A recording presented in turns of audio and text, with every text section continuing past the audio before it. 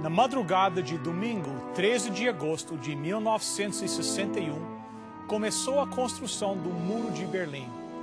Foi uma decisão desesperada e eficaz da República Democrática Alemã para interromper a fuga dos habitantes do lado leste de Berlim para o lado oeste. O lado leste de Berlim era controlado pelos soviéticos e o lado oeste da cidade era ocupado pelos americanos, britânicos e franceses. A situação de Berlim era singular. Berlim era uma cidade semi-controlada pelos aliados em território soviético na Alemanha. Tal situação proporcionou um surgimento de um ponto de tensão entre aliados e soviéticos e um local onde ideologias conflitantes conviveram lado a lado. No entanto, à medida que mais e mais pessoas do lado oriental cresciam desiludidas com o comunismo, com as condições econômicas e políticas cada vez mais opressivas impostas pelos soviéticos, um número crescente começou a fugir para o Ocidente.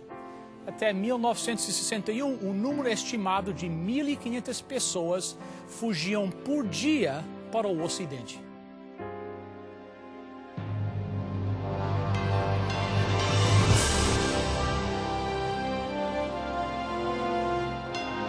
Venceu a prova do tempo. O livro de Deus, a Bíblia. Ainda relevante neste mundo complexo. Está escrito, partilhando mensagens de esperança ao redor do mundo.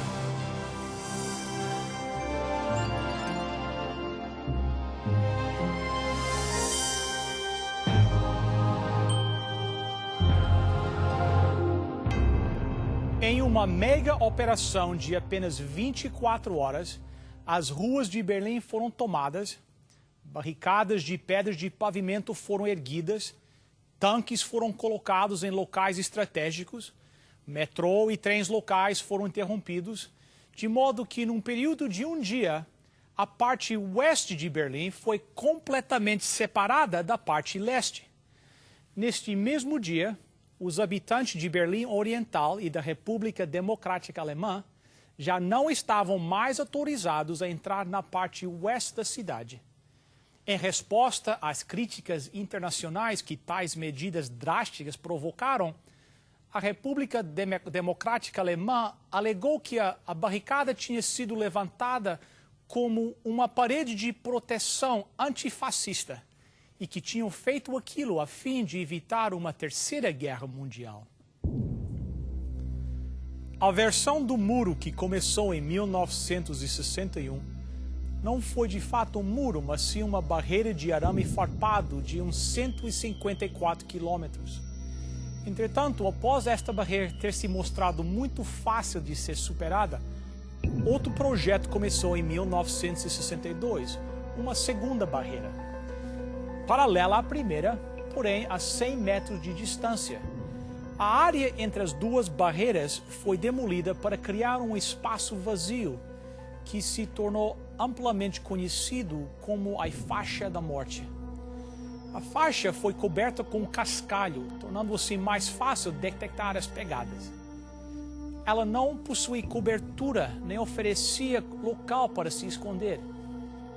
Nesta faixa foram colocadas armadilhas explosivas. E o mais importante, esta faixa oferecia ampla visão para os guardas armados que eram instruídos a atirar. Mais tarde, mesmo estas novas medidas foram consideradas insuficientes e um muro de concreto foi adicionado em 1965. Este novo muro serviu até 1975, quando o grande Großmauer 75 veio como a última e mais sofisticada versão do muro. Era feita de 45.000 partes separadas de concreto reforçado. Cada tinha 3,6 metros de altura e aproximadamente 1,5 metro de largura, e tendo no topo a forma arredondada de um tubo, tornando-se mais difícil de ser escalada. O Großmauer foi reforçado por cercas, trincheiras anti-veículo, arame farpado, mais de 300 postos de observação e 30 refúgios, apenas para ser o lado seguro. Apesar das várias medidas de segurança aplicadas, as tentativas de escape eram comuns, especialmente nos anos seguintes à construção do muro, quando ainda havia uma chance de escapar através dele. A escalada era a maneira mais óbvia, e cerca de 5.000 pessoas são conhecidas como tendo chegado ao outro lado. No entanto, em seus 30 anos de história, 100 pessoas foram mortas a tiro. O mais famoso deles foi Peter Fetcher, de 18 anos de idade, que depois de ser atingido no quadril, foi deixado lá, sangrando até a morte, enquanto o mundo todo assistia. Em 26 de junho de 1963, o presidente dos Estados Unidos, John F. Kennedy, fez um discurso estremecedor em Berlim, oferecendo a solidariedade americana aos cidadãos da Alemanha Ocidental. There are many people in the world who really don't understand, or say they don't, what is the great issue between the free world and the communist world. Let them come to Berlin.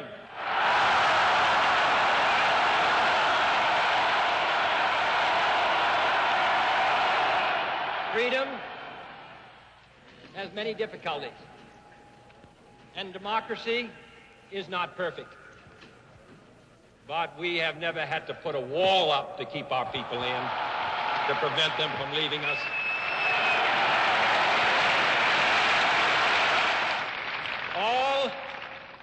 All free men, wherever they may live, are citizens of Berlin. And therefore, as a free man, I take pride in the words, Ich bin ein Berliner.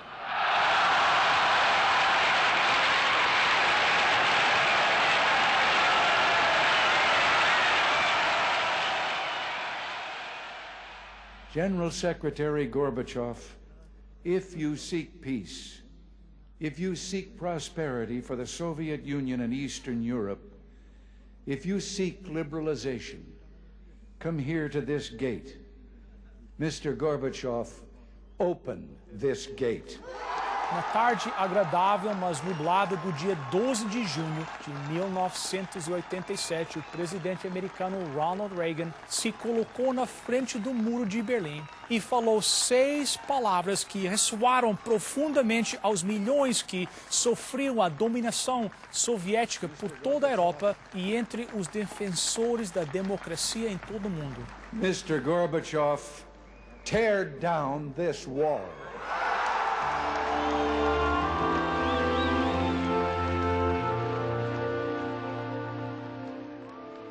O muro foi finalmente destruído pelos cidadãos de Berlim em 9 de novembro de 89, unificando a cidade que ficou dividida por mais de 30 anos.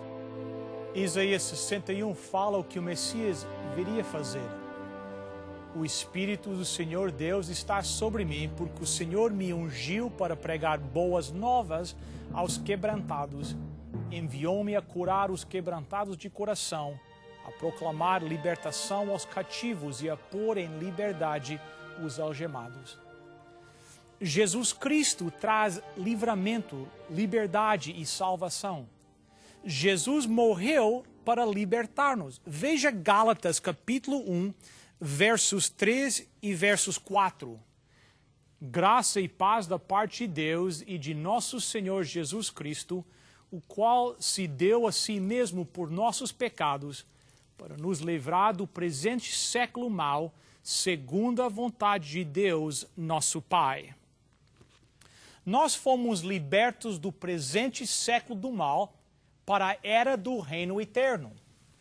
O propósito pelo qual Jesus morreu foi o de nos salvar desta era maligna. Isso é o que está inerente na salvação. O grande propósito da nossa salvação foi de nos conceder libertação deste século perverso que tem reinado. O que Paulo está dizendo é que se você foi salvo, você foi resgatado deste sistema maligno que vigora em nosso mundo. Este sistema não tem mais qualquer graça para você. Não existe nada mais atrativo para você. A morte de Jesus foi a sua libertação. E você pode conhecer um verdadeiro cristão pelo seu desinteresse no sistema atual do mundo. No mundo, Jesus disse, não do mundo. A palavra livrar aqui significa resgate. Ela aparece apenas algumas vezes no Novo Testamento. Esta expressão é utilizada no 7º capítulo de Atos, onde Estevão está pregando o seu sermão perante o Sinédrio, o qual o levou a ser apedrejado e à morte. Ele estava descrevendo como Deus libertou a José e os seus filhos e os filhos de Israel da aflição egípcia. No 10º verso de Atos 7, e livrou-os de todas as suas aflições. E penso que novamente é usado no verso 34. A palavra livrar nestes versos traz consigo um sentido de libertação, de resgate dos filhos de Israel e de José da aflição egípcia. Pedro utilizou esta palavra para descrever como Deus o resgatou da prisão em Atos 12:11. O Senhor enviou o seu anjo a mim e me livrou da mão de Herodes. O comandante romano, Cláudio, usou para retratar a libertação de Paulo das mãos da inflamada multidão em Jerusalém, em Atos 23:27. Quando eu, sobrevindo com a guarda, o livrei.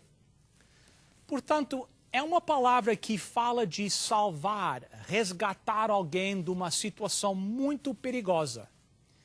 Essas 4 vezes que esta palavra é usada, ela é empregada em um sentido físico. Apenas uma vez ela é usada em um sentido metafórico.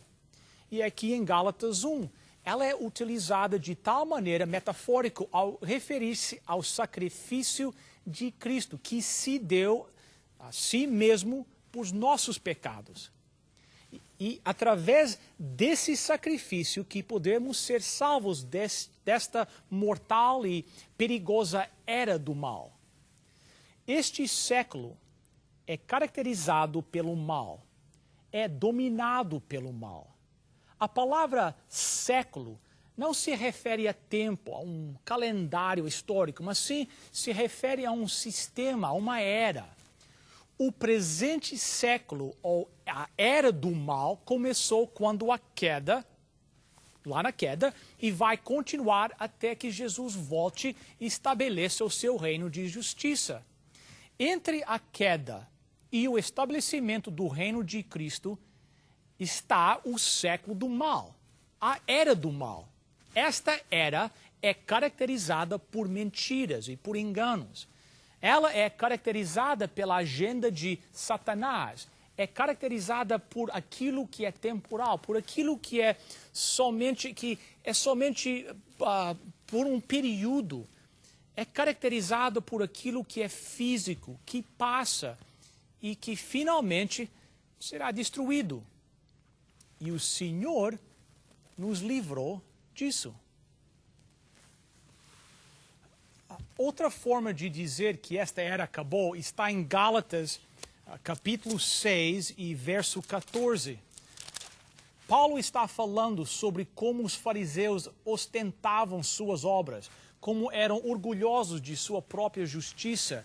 E Paulo não é como eles. Ele não age como um circuncidado que está orgulhoso de ter como tem tratado a lei. Veja o que ele disse no verso 14. Mas longe esteja de mim gloriar-me senão na cruz de nosso Senhor Jesus Cristo, pela qual o mundo está crucificado para mim e eu para o mundo. O que significa ser crucificado? Estar morto. Esta é uma maneira dramática de expressar o pensamento da morte.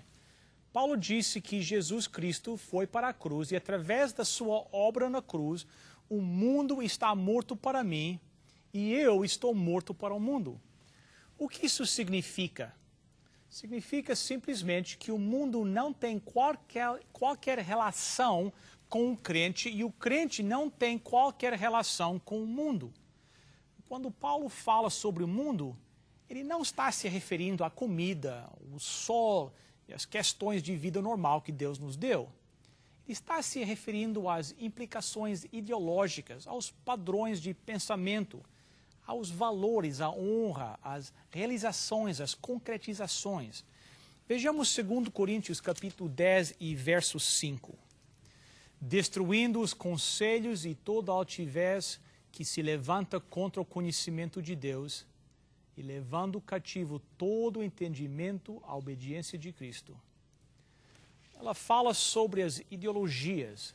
Paulo diz que estamos destruindo ideologias e mais adiante ele envolve cada aspecto que se levanta ou se exalta contra o conhecimento de Deus.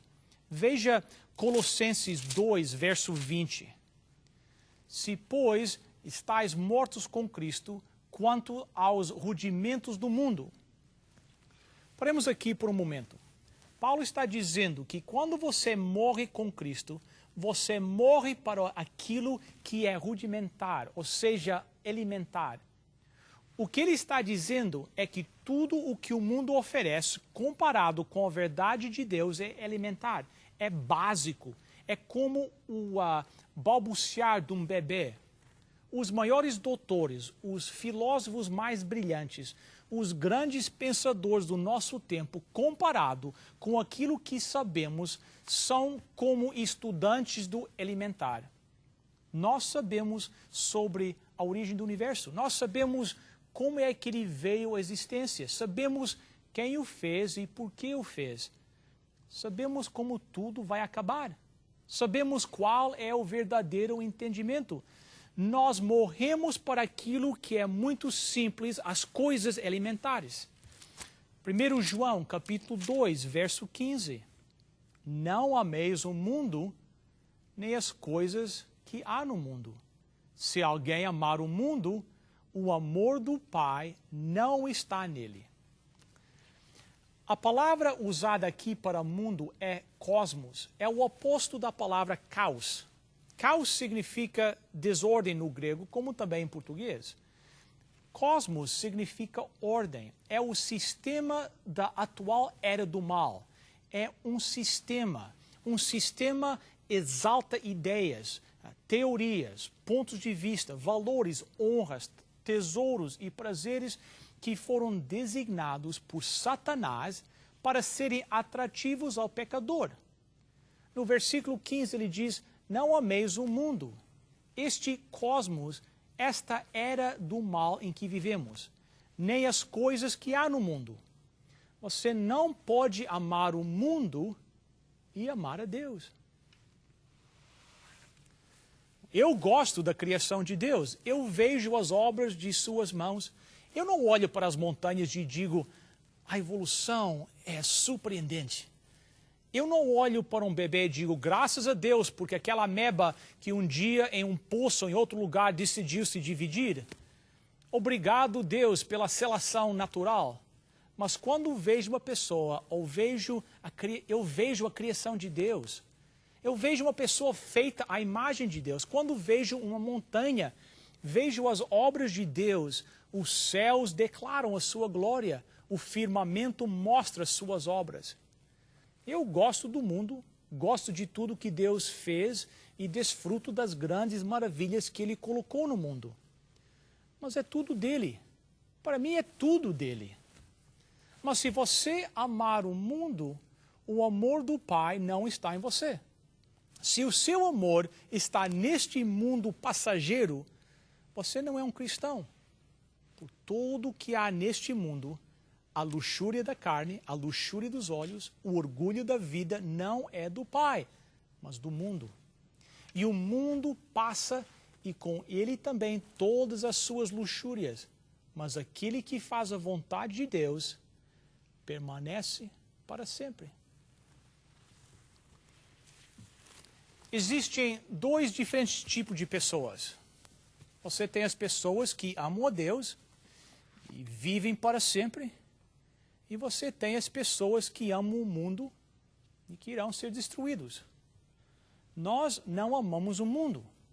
Nós temos sido libertos dele.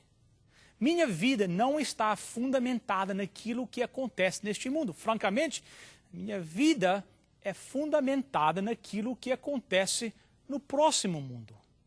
Colossenses capítulo 3, verso 2. Pensai nas coisas lá do alto, não que são aqui da terra. As coisas na terra são simplesmente coisas que para este momento e lugar dão glória a Deus. Eu posso apreciá-las, agradecer a Deus por elas, mas elas não têm qualquer valor duradouro. Elas são manifestações temporárias da graça e o amor de Deus. Em primeiro lugar, nós não amamos o mundo por causa do que ele é. Trata-se do mundo, é o sistema de Satanás. Nós não amamos por causa do que ele faz. É o discernimento, o critério do pecado.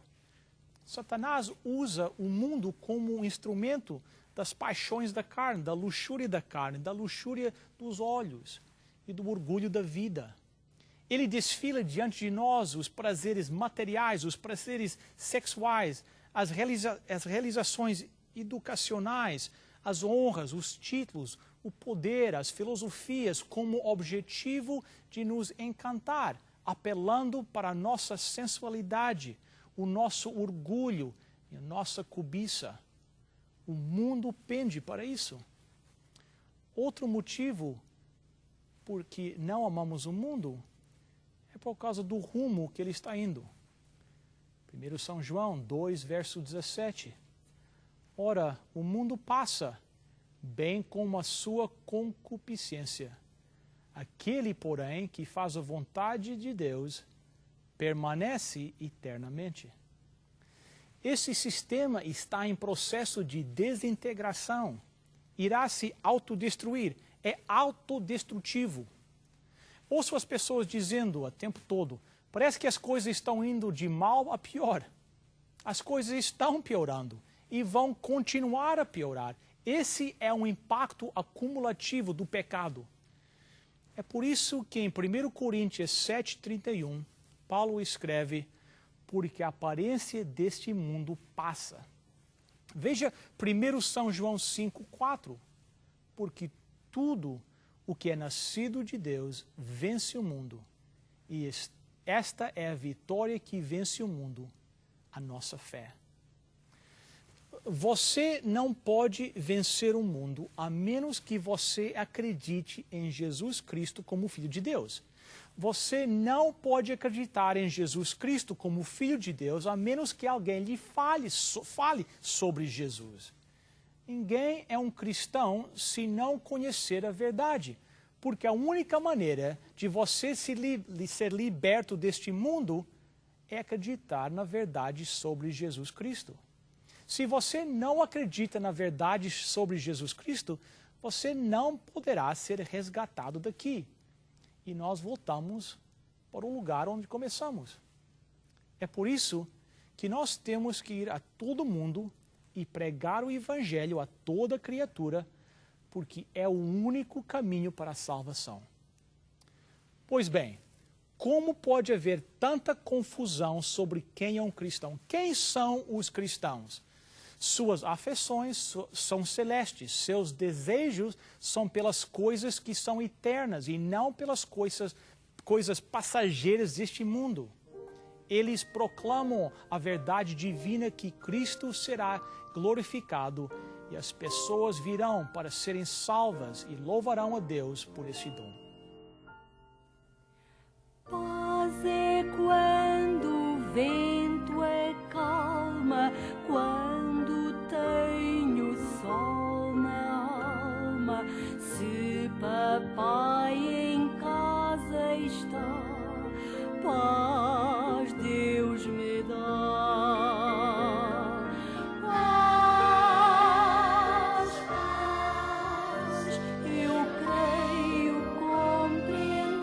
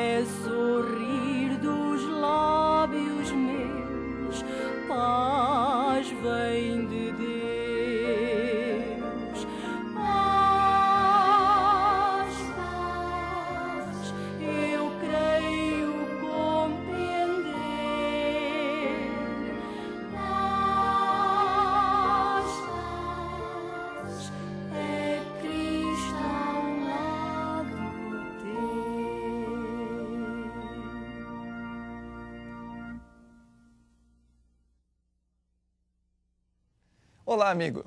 O programa Está Escrito quer dar a você um lindo presente. São 2 DVDs especiais, com o título Os Homens do Rei, de autoria do pastor Bill Santos, orador do programa Está Escrito. Ao todo são 8 palestras que compreendem a vida dos discípulos de Jesus. Você também precisa conhecer como esses homens desqualificados foram transformados e colaboraram com Jesus na fundação do cristianismo verdadeiro. Ao acompanhar as mensagens desses DVDs, que você receberá gratuitamente, basta apenas ligar para nós. Você descobrirá que Jesus pode transformar pessoas comuns em discípulos extraordinários. Ligue agora mesmo. Estamos esperando sua chamada. Que Deus o abençoe. Para você solicitar gratuitamente a sua oferta, basta ir ao nosso website www.estaescrito.ca e acessar o programa de hoje. Lá você preencherá um formulário com os seus dados e assim poderemos enviar a oferta para você. Escreva para nós. E está escrito Box 2010, Oshawa, Ontário, L1H 7V4. Quero agradecer a sua presença conosco aqui e quero os lembrar que nós estamos com um website muito bom, com muitas informações importantes lá, incluindo os nossos programas. Eles estão todos arquivados lá no website. O website é estaescrito.ca. Visite e recomenda para os seus amigos também. Bem, nós estaremos aqui na próxima semana. Espero que vocês estejam junto conosco. Até lá, lembre-se, está escrito: nem só de pão viverá o homem, mas de toda a palavra que procede da boca de Deus.